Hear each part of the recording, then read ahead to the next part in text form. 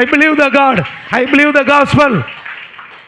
நான் இயேசுவை நம்புகிறேன். சொல்லுங்க தமிழ்ல, நான் இயேசுவை நம்புறேன், இயேசுவை விசுவாசிக்கிறேன், இயேசுடைய சுவிசேஷத்தையும் விசுவாசிக்கிறேன்.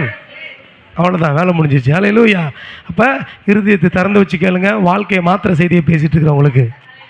அப்போ அநேக பிள்ளைகளை மகிமையில் கொண்டு வந்து சேர்க்கறதுக்காக வாசிங்க, மைக்கில் வாசிங்க. மைக் சும்மாவே இருக்க, 3 மைக் இருக்கு.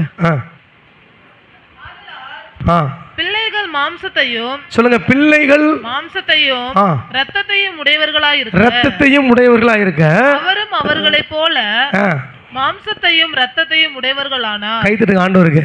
இயேசு கிறிஸ்து வானத்திலேருந்து பொத்தெல்லாம் உழல. அவரும் ஒன்ன மாதிரி என்ன மாதிரி அம்மா வயிற்றுல தான் பிறந்தார். ஒன்ன மாதிரி என்ன மாதிரி பசி எடுத்துச்சு, உன்ன மாதிரி என்ன மாதிரி பிரச்சனைகள் நிறையா வந்துச்சு. ஆனால் நம்ம உட்காந்து அழுகுறோம், அவர் அழுவலை. அவர் ஜெயிச்சிட்டார். ஏன்னா தெரியும், உலகத்தில் உங்களுக்கு போராட்டம் உண்டு, திடன் கொள்ளுங்கள், ஆனாலும் நான் உங்களை உலகத்தை ஜெயிச்சேன்னு சொன்னேன். ஜெயிச்சவர்கிட்ட நம்ம நிற்கிறோம். கைத்துட்டுங்க ஆண்டவருக்கு. ஜெயிச்ச கர்த்தரிடத்தில் நான் இருக்கிறேன், ஜெயித்த இயேசுகிட்ட நிற்கிறேன். அவர் ஒன்ன மாதிரி என்ன மாதிரியும் மாம்சத்தோடய வந்தாராம்.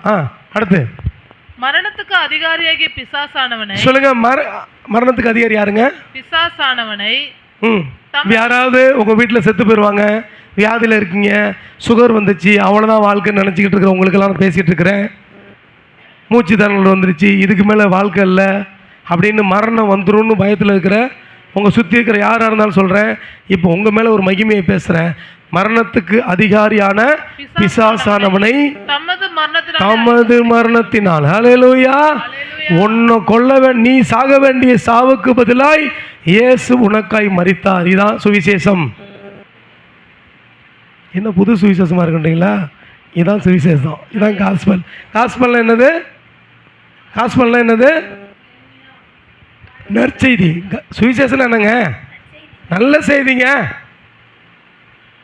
சிஸ்டர், உங்கள் அக்கௌண்ட்டுக்கு ஒரு 5 லட்சம் பணம் வந்திருக்கு சிஸ்டர். அந்த வளையல் பார்த்தோம்ல, அப்படி எட்டி பார்த்து வளையல் பார்த்தோம்ல, அங்கே போயிடலாமா அப்படின்னு. ஜீவ காலம் எல்லாம், சொல்லுங்க, ஜீவ காலம் எல்லாம்னா உங்க வாழ்க்கை முழுவதும் மரண பயத்தினாலே அடிமைத்தனத்திற்கு உள்ளானவர்களை யாவருக்கும் விடுதலை பண்ணும்படிக்கும் அப்படியான. கைத்தட்டி ஆண்டவருக்கு.